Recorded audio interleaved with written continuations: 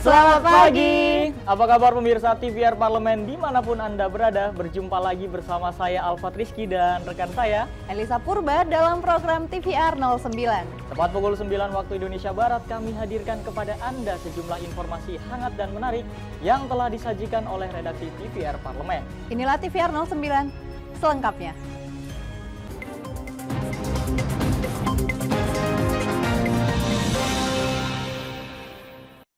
Komisi 3 DPR RI menggagas revisi terhadap Undang-Undang Penyadapan yang masih dalam tahap penyempurnaan naskah akademik dan draft. Proses yang sedang berjalan tersebut dilakukan melalui Badan Keahlian Setjen DPR RI untuk memperkuat dukungan legislasi. BK Setjen DPR RI menjalin nota kesepemahaman atau MOU dengan universitas. Komisi 3 DPR RI menggagas revisi terhadap Undang-Undang Penyadapan dan masih dalam tahap penyempurnaan naskah akademik dan draft. Proses yang sedang berjalan tersebut dilakukan melalui Badan Keahlian Setjen DPR RI.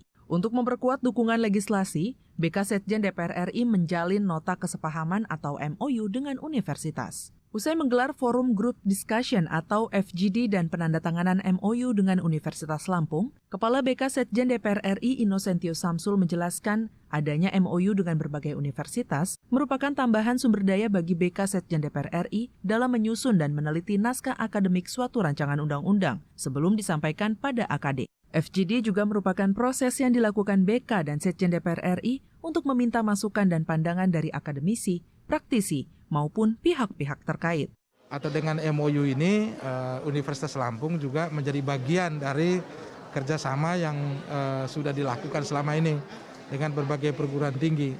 Tentunya ketika ada tambahan dari Universitas Lampung berarti kan resources yang ada dipertambah, itu saja sih sebenarnya. Dan MOU nanti bisa diimplementasikan dengan baik ya, baik itu untuk penelitian maupun untuk penyusunan naskah akademik RUU. Innocentius Samsul menambahkan MOU BK Setjen DPR RI dengan universitas-universitas tidak selalu sama.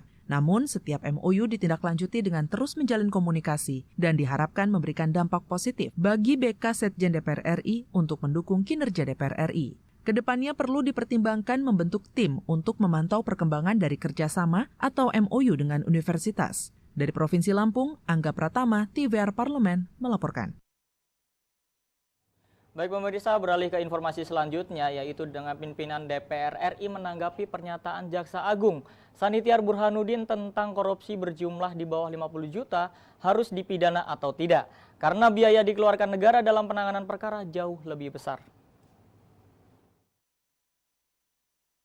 Pimpinan DPR RI menanggapi pernyataan Jaksa Agung Burhanuddin tentang korupsi berjumlah di bawah 50 juta harus dipidana atau tidak, karena biaya yang dikeluarkan negara dalam penanganan perkara jauh lebih besar. DPR RI menilai Peraturan Jaksa Agung atau Perja nomor 15 tahun 2020 tentang Restoratif Justice untuk kasus korupsi di bawah 50 juta yang dinilai bertentangan dengan Undang-Undang Tipikor perlu dilakukan kajian ulang secara mendalam. Wakil Ketua DPR RI Sufmi Dasko Ahmad yang ditemui di Gedung Nusantara 3 Senayan Jakarta baru-baru ini mengatakan, kajian-kajian yang lebih mendalam harus dilakukan agar tidak ada konstitusi yang dilanggar serta memperhatikan kondisi keuangan negara. Ya, jadi Peraturan Jaksa Agung nomor 15 2020 tentang Restoratif Justice itu memang disambut dengan baik oleh banyak kalangan. Termasuk yang mengkritisi sebenarnya, misalnya Al-Arab bilang bahwa itu bertentangan. Perlu juga melakukan kajian-kajian bagaimana menyikapi soal perja ini sehingga dapat berjalan dan dilakukan dengan baik sehingga nanti efek sampingan yang dibilang melanggar aturan itu juga bisa terselesaikan. Karena dalam melakukan penegakan hukum kan bukan cuma kejaksaan, ada beberapa pihak yang terkait yang ketika kemudian sudah terjadi tiba-tiba itu sudah di tangan jaksa misalnya. Nah inilah yang kemudian membuat kejaksaan dan polisi juga kan begitu. Restoratif Justice programnya Kapolri juga begitu. Kebijakan restoratif justice awalnya diharapkan mampu menyelesaikan perkara tindak pidana ringan atau tipiring tanpa harus ke meja hijau. Zikri dan Denus, TVR Parlemen, melaporkan. Jangan kemana-mana pemirsa TVR Parlemen, masih ada berita lainnya yang kami siapkan untuk Anda. Di antaranya dari Komisi 10 DPR RI yang minta pemerintah penuhi sarana prasarana kegiatan pembelajaran di Sulawesi Utara. Sesaat lagi hanya di TVR 09.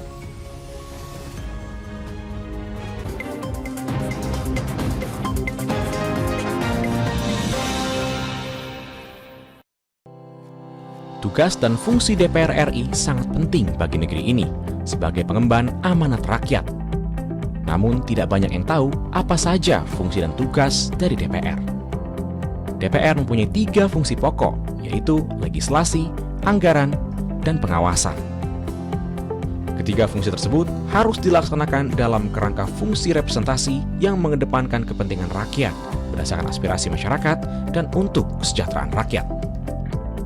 Dari fungsi legislasi, DPR RI mempunyai tugas dan wewenang untuk menyusun dan menetapkan program legislasi nasional bersama dengan pemerintah, menyusun dan membahas rancangan undang-undang, menerima rancangan undang-undang dari DPD, membahas rancangan undang-undang yang diusulkan oleh Presiden ataupun DPD, menetapkan undang-undang bersama dengan Presiden, menyetujui atau tidak menyetujui peraturan pemerintah pengganti undang-undang yang diajukan Presiden untuk ditetapkan menjadi undang-undang. Sementara, fungsi anggaran membahas dan memberikan persetujuan atau tidak memberikan persetujuan terhadap rancangan undang-undang tentang APBN yang diajukan Presiden, memperhatikan pertimbangan DPD atas rancangan undang-undang tentang APBN dan rancangan undang-undang terkait pajak, pendidikan, dan agama, menindaklanjuti hasil pemeriksaan atas pengelolaan dan tanggung jawab keuangan negara yang disampaikan oleh BPK, memberikan persetujuan terhadap pemindahantanganan aset negara maupun terhadap perjanjian yang berdampak luas bagi kehidupan rakyat yang terkait dengan beban keuangan negara.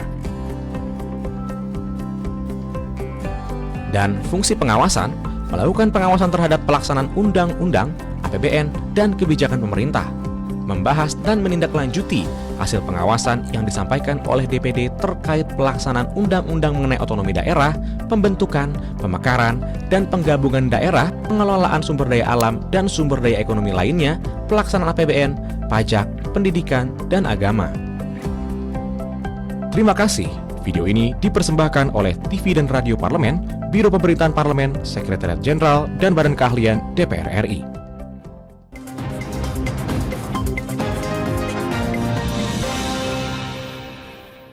Kembali di TVR 09, sarana dan prasarana untuk mendukung kegiatan pembelajaran di sekolah terus menjadi perhatian Komisi 10 DPR RI karena berpengaruh pada kualitas belajar mengajar dan peserta anak didik.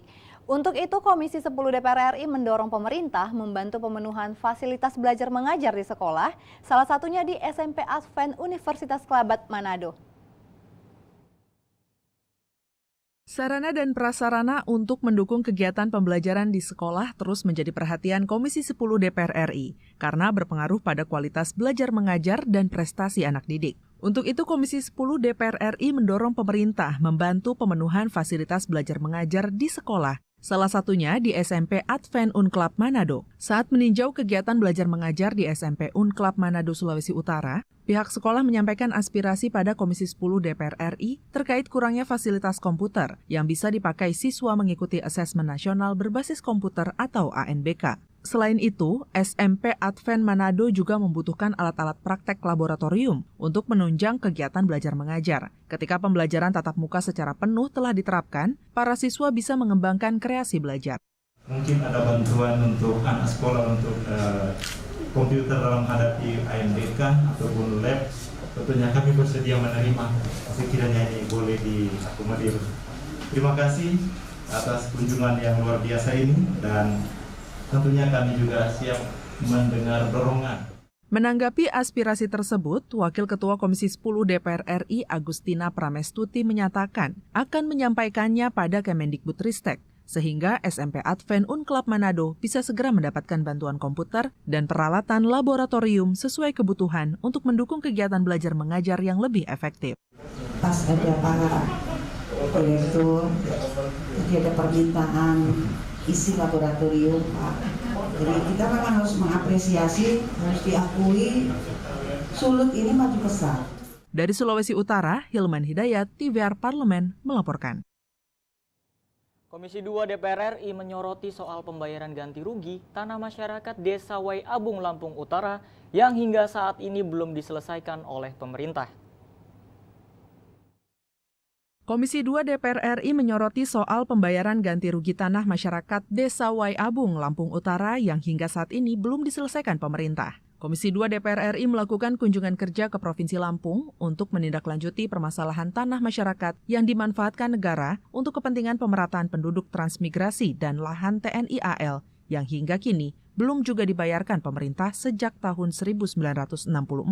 Wajib hukumnya pemerintah untuk menganti. Untuk itu tentu kami perlu melihat dan menyaksikan secara objektif betul apa tidak. Dari seluruh unsur yang kami dengar tadi, baik Ketua DPRD Lampung Utara, begitu juga Bupatinya, termasuk juga Gubernur juga ada suratnya. Sementara itu, Wakil Ketua Komisi 2 DPR RI Syamsur Rizal menanyakan terkait penyelenggaraan transmigrasi apakah sudah sesuai dengan Undang-Undang Nomor 3 Tahun 1972. Syamsur Rizal menyayangkan mestinya penyelenggaraan transmigrasi dilakukan untuk pemerataan ekonomi di seluruh wilayah, namun di Lampung Utara ini, program transmigrasi dikuasai oleh pengusaha-pengusaha yang sebagian besar memonopoli lahan. Dari Komisi 2 memperhatikan dan memandang perlu untuk hal ini didudukan. Kita kan berpihak pada rakyat ini. Nah, apakah penetapan yang kita pertanyakan, apakah penetapan daerah untuk trans itu sudah sesuai dengan peraturan. Kemudian bagaimana mereka melakukan penyelesaian soal sengketa dengan pihak-pihak masyarakat kecil, masyarakat lokal, dan kelompok trans. Dari Lampung, Rizky Kurniawan, TVR Parlemen melaporkan. Pemirsa, Menteri Agama Republik Indonesia berencana mengundang pemimpin Gereja Katolik sedunia, Paus Fransiskus, ke Indonesia. Wakil Ketua DPR RI Sufmi Dasko Ahmad menyambut baik dan menilai rencana tersebut tepat karena Indonesia memiliki ragam agama yang majemuk.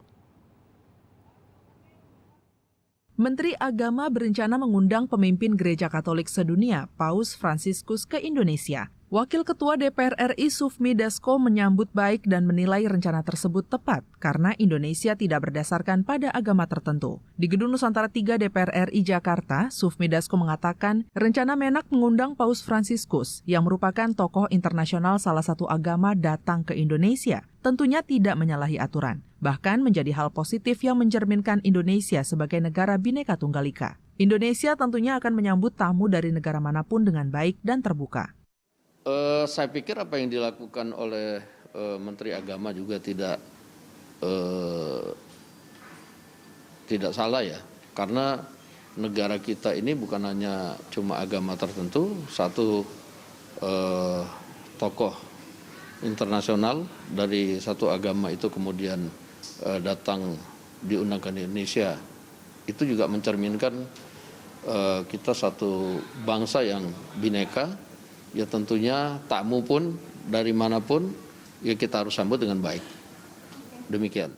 Saat memberikan sambutan pada pertemuan nasional Komisi Hubungan Antar Agama dan Kepercayaan Konferensi Wali Gereja Indonesia di Bali, Menteri Agama Yakut Kholil berencana mengundang Paus Fransiskus ke Indonesia untuk melihat langsung indahnya keberagaman di Indonesia. Paus Fransiskus dinilai menjadi salah satu tokoh penting yang terus mengupayakan perdamaian dunia. Dalam upaya menghadirkan pimpinan umat Katolik sedunia itu ke Indonesia, Yakut meminta Ditjen Bimbingan Masyarakat Katolik Kemenak RI untuk melakukan penjajakan langsung ke Vatikan. Zikri dan Denus, TVR Parlemen melaporkan. Ya pemirsa, itu tadi 5 berita pilihan dari redaksi TVR Parlemen. Jangan kemana-mana, sesaat lagi ada berita mendalam mengenai upaya percepatan vaksinasi sebagai kunci penanganan COVID-19. Selengkapnya setelah jeda berikut ini, hanya di TVR 09.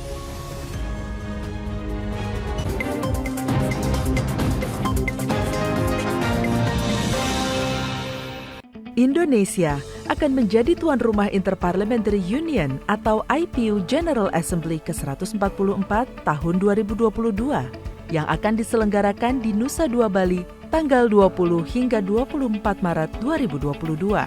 Pada penutupan IPU General Assembly ke-143 di Madrid, Spanyol tahun lalu, Ketua DPR RI Dr. Honoris Causa Puan Maharani meyakinkan seluruh delegasi sidang IPU bahwa Indonesia siap menjadi penyelenggara dengan protokol kesehatan ketat.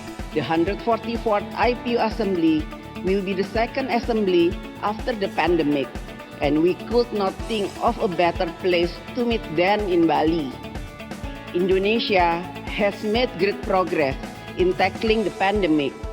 As of now, more than 87% of population in Bali has been fully vaccinated. Manfaat yang bisa diambil dari perhelatan ini adalah bangkitnya dunia pariwisata Indonesia dan masyarakat Indonesia dapat menyaksikan wakil rakyatnya menyampaikan aspirasinya ke forum global. Menyambut baik hal ini karena ini adalah momentum awal, momentum penting untuk pemulihan ekonomi, khususnya ekonomi pariwisata, dan Bali memang hampir sebagian besar, kalau nggak seluruhnya, sangat bergantung kepada sektor pariwisata. IPU General Assembly ke-144 akan mengangkat tema Getting to Zero, Mobilizing Parliament to Act on Climate Change. Memobilisasi parlemen dunia untuk beraksi di dalam persoalan climate change, karena ini menjadi masalah yang semakin hari semakin serius gitu. Sesuai dengan fungsinya antara lain membuat legislasi yang memprotek persoalan lingkungan, persoalan iklim. Mari kita dukung dan sukseskan penyelenggaraan sidang IPU ke-144 di Nusa Dua, Indonesia.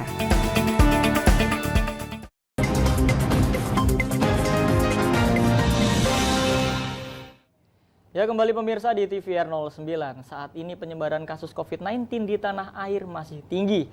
Presiden Joko Widodo menegaskan bahwa percepatan vaksinasi dan pengetatan terhadap protokol kesehatan merupakan kunci pengendalian kasus COVID-19 di tanah air. DPR menyayangkan kesadaran masyarakat terhadap vaksinasi yang masih rendah. Untuk itu DPR mendorong pemerintah melakukan percepatan vaksinasi dosis ketiga atau booster, mengingat adanya sejumlah vaksin yang segera memasuki masa kadaluarsa.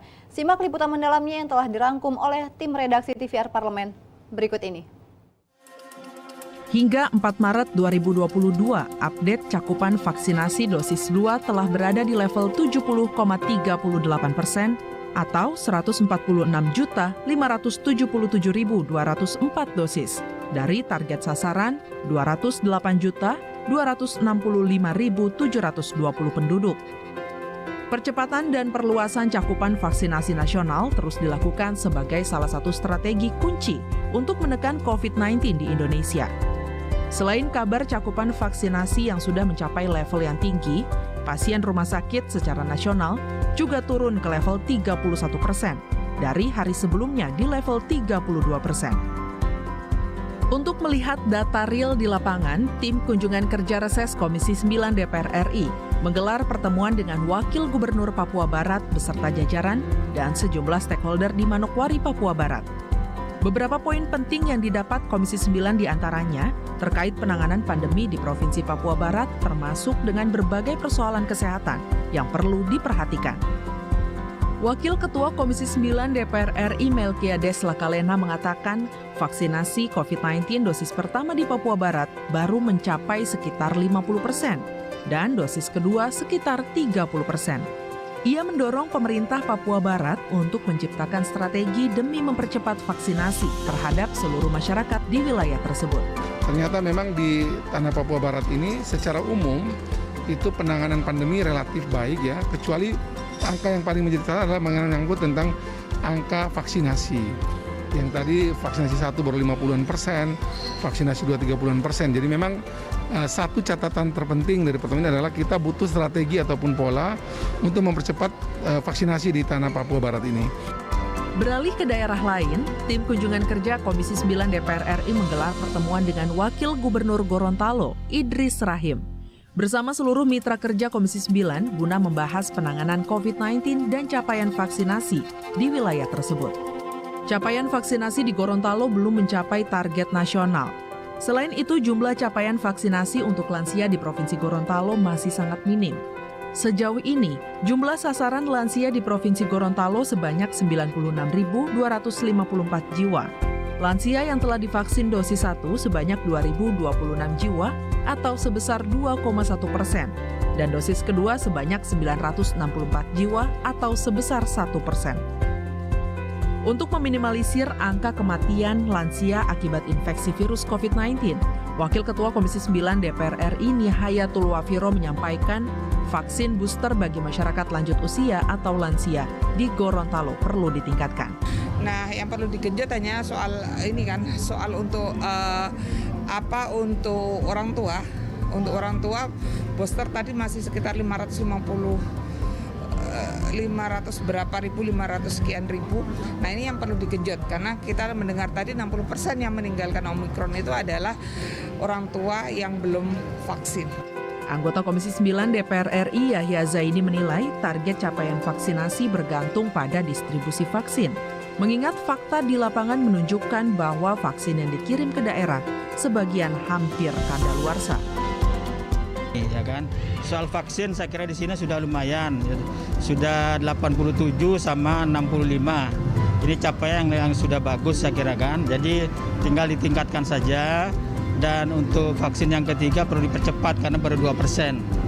Baru 2%. Jadi ini sangat tergantung kepada distribusi vaksin. Karena ada temuan di lapangan bahwa vaksin yang dikirim ke daerah itu kedaluarsa, sudah expired. Ini disadari juga oleh Kemenkes karena yang dikirim itu adalah vaksin yang multilateral, yang hasil hibah dari beberapa negara. Sehingga sudah datangnya sudah telat, dikirim ke daerah sudah telat sehingga expired. Provinsi Gorontalo sendiri masuk urutan ke-8 capaian vaksinasi secara nasional. Meski begitu, Dinas Kesehatan Provinsi Gorontalo terus menggenjot vaksinasi di Gorontalo. Salah satu langkah dilakukan untuk menggenjot vaksinasi dengan melakukan sosialisasi dan advokasi pelaksanaan vaksinasi.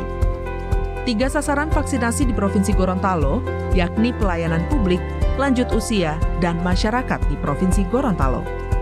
Selain Provinsi Papua Barat dan Gorontalo, Komisi 9 DPR RI juga meminta pemerintah melanjutkan upaya penanganan pandemi COVID-19 untuk mempercepat pemulihan dan memperkuat reformasi di daerah lain. Program vaksinasi nasional menjadi salah satu game changer paling penting untuk pemulihan ekonomi di masa depan. Fokus pemerintah saat ini adalah pengamanan pasokan dan peningkatan target vaksinasi. Tim Liputan TVR Parlemen melaporkan. Ya pemirsa, akhir-akhir ini ramai dengan adanya tren healing di kalangan masyarakat, terutama di kalangan milenial masa kini. Apa sih pengertian sebenarnya dari healing? Jangan kemana-mana, pemirsa, informasinya sesaat lagi hanya di TVR 09.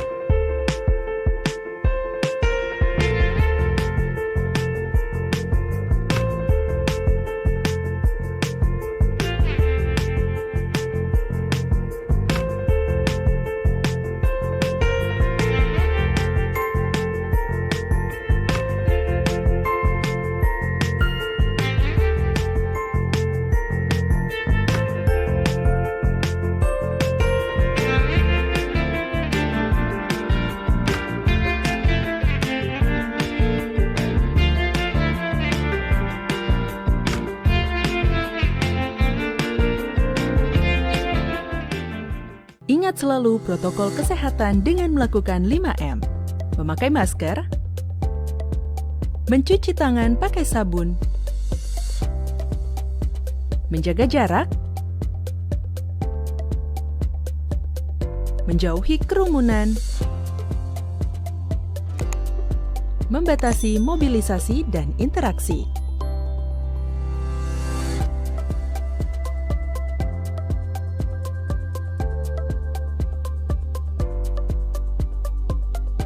Dipersembahkan oleh Biro Pemberitaan Parlemen, Sekretariat Jenderal DPR RI.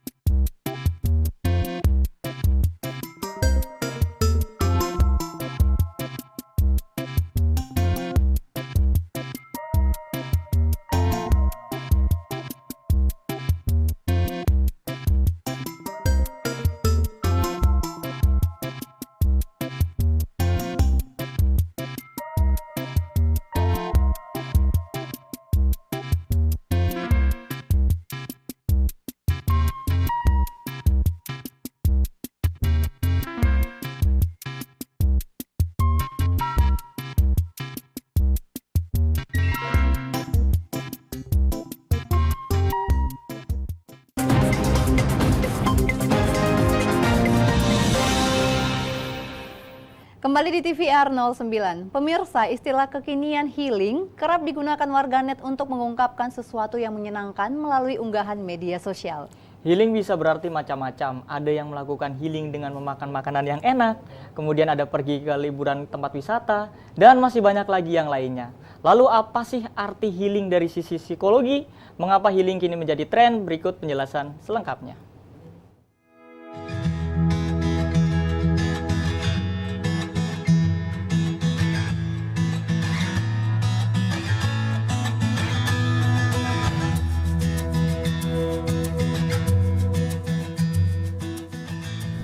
Oke, kalau per kamus gitu ya, healing itu kan sebetulnya artinya menyembuhkan diri baik dari luka fisik ataupun mental. Contohnya kalau fisik ya, kalau kita sakit atau kecelakaan, kemudian tubuh kita luka, tentu butuh proses pemulihan ya. Proses pemulihannya itu dikatakan sebagai healing period atau periode healing. Kemudian apa yang disebut dengan healing secara mental? Ya sama, apabila kita mengalami suatu luka atau trauma di kesehatan mental kita. Misalnya ada pengalaman-pengalaman yang kurang baik atau pengalaman yang sifatnya traumatis yang kemudian menjadi mempengaruhi perilaku kita atau perasaan kita. Hal itu tentunya membutuhkan suatu periode atau proses yang disebut dengan healing itu. Ya, cara untuk melakukan healing tentunya tergantung dari penyebabnya apa. Kalau healing secara fisik, misalnya dia menderita penyakit tertentu atau dia habis kecelakaan, ada kecacatan sisa dari kecelakaannya itu, ya dia tentunya membutuhkan perhatian di bidang medis gitu ya. Dia bisa berobat atau menghubungi dokter-dokter yang terkait dengan penyakit atau kecelakaannya itu. Kalau healing secara mental sama sebetulnya seperti healing fisik ini. Tergantung dari penyebabnya dan apa yang dibutuhkan dan diharapkan dari si pasien ini. Misalnya dia mempunyai pola relasi yang kurang bagus dengan orang-orang sekitarnya, atau misalnya dia mempunyai kebiasaan-kebiasaan yang kemudian merugikan dirinya sendiri atau merugikan orang lain karena ada trauma di masa lalunya. Apabila kondisinya seperti itu, tentunya dia membutuhkan healing dengan cara konsultasi ke profesional kesehatan mental. Iya, betul sekali. Arti healing sekarang itu sepertinya terpengaruh dari media ya, dari pop culture gitu. Baik di luar negeri ataupun di Indonesia sendiri banyak sekali orang-orang, terutama anak muda gitu ya, menggunakan istilah healing ini sebagai cara untuk menyembuhkan dirinya. Sebetulnya kalau coba kita telaah, si istilah healing yang ada sekarang ini lebih mengacu pada bagaimana cara kita menurunkan stres gitu. Stres kan macam-macam ya, ada di sekolah atau di pekerjaan, di keluarga. Nah, tiap kali individu terutama anak muda sekarang ini merasa stres atau kondisi kesehatan mentalnya itu agak ngedrop, mereka langsung melontarkan istilah itu, saya butuh healing nih, butuh healing kayak gitu. Padahal sebetulnya artinya udah agak bergeser dari healing yang sebetulnya ada sejak dulu. Ya, karena kan kultur dari masyarakat tentunya bergeser terus, berpindah terus gitu ya, nggak bisa disamakan dengan masa lalu. Tentunya kondisi dari masyarakat yang dinamis, selalu berubah, itu juga bisa mengubah pengertian suatu kata atau suatu istilah. Begitu pula dengan healing ini. Tapi yang disayangkan sekarang ini istilah healing itu kadang-kadang dijadikan semacam alasan gitu ya bagi individu ini untuk lari dari kewajibannya. Misalkan dia merasa tidak nyaman dengan pekerjaan yang menumpuk, atau misalnya kondisi di rumahnya yang kurang enak, kemudian dia dalam tanda kutip melarikan diri dengan cara healing itu. Padahal kan seharusnya tidak seperti itu ya. Ada cara-cara yang baik bagaimana kita untuk memanage stres atau ketidaknyamanan yang kita rasakan.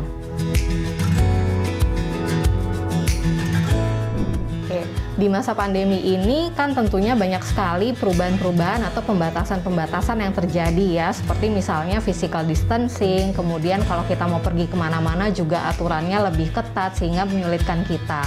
Nah, bagaimana kalau kita mengalami stres dan membutuhkan si healing itu? Tentunya banyak sekali cara-cara yang bisa kita lakukan dan cara-caranya cukup mudah, nggak melulu kita harus liburan atau semacamnya gitu ya. Bisa kita misalnya melakukan me time, jadi kita mengambil waktu istirahat selama beberapa waktu untuk melakukan hal-hal yang kita suka. Apakah kita punya hobi tertentu misalnya, atau kita mau mencoba melakukan hobi atau keterampilan lain yang baru yang belum pernah kita lakukan. Kemudian cara satu lagi yang sebetulnya lumayan penting nih dalam masa pandemi itu adalah tetap terkoneksi dengan orang-orang lain yang kita sayangi gitu. Dan cara kita berkoneksi ini, terima kasih karena sudah ada teknologi yang sekarang begitu berkembang ya. Kita bisa melakukan panggilan lewat telepon misalnya, atau video call dan lain sebagainya. Nah, hal-hal ini bisa kita lakukan untuk tetap membantu supaya kesehatan mental kita tetap prima selama masa pandemi ini. Baik pemirsa, di penghujung acara kami informasikan kepada Anda bahwa DPR RI saat ini memasuki masa reses yang dimulai dari tanggal 19 Februari hingga hari ini 14 Maret 2022. Masa reses merupakan momen seluruh anggota Dewan kembali ke daerah pemilihan masing-masing melaksanakan fungsi representasi DPR, menyerap dan menghimpun aspirasi masyarakat, serta menindaklanjuti dan memberikan pertanggungjawaban kepada konstituen di daerah pemilihannya. Dan pemirsa TVR Parlemen, demikian TVR 09 edisi kali ini. Jangan lupa kembali kami ingatkan, pandemi masih belum berakhir, untuk itu terus taati protokol kesehatan dimanapun Anda berada. Segenap kru TVR Parlemen yang bertugas mengucapkan terima kasih. Saya Elisa Purba dan rekan saya Alfat Rizky, sampai bertemu kembali di TVR 09 esok hari. Sampai jumpa.